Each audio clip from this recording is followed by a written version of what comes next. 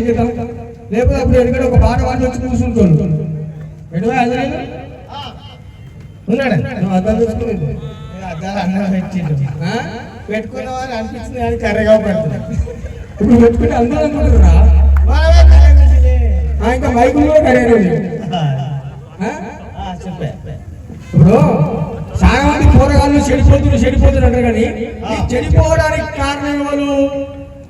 ఏమో నాకు తెలియదు, నువ్వు చెప్తారని తెలుసు కదా. ఏం తెలుసు నీకు? ఓసిపోవడం ఎంత? 150. అది తెలుసు. బ్లాక్ షాప్ అయితే నాకు తెలియదు. అయితే ఇంకా హలో ఇంకా తల్లిదండ్రులే కారణం. అవునా? అవునా కదా?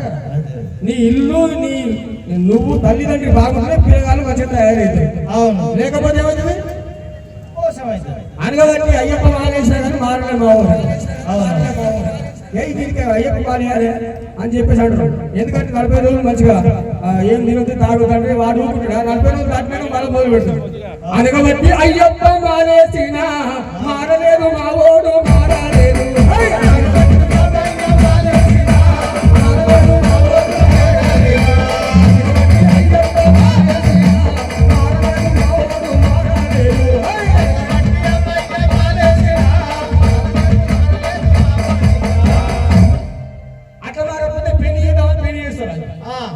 పెళ్లి చేసాక కొడుకో బిడ్డ పుట్టినాక 30 ఏళ్ళు అయితే ఈయనకు భూమి పట్టుకొని నడుతుంటాడు.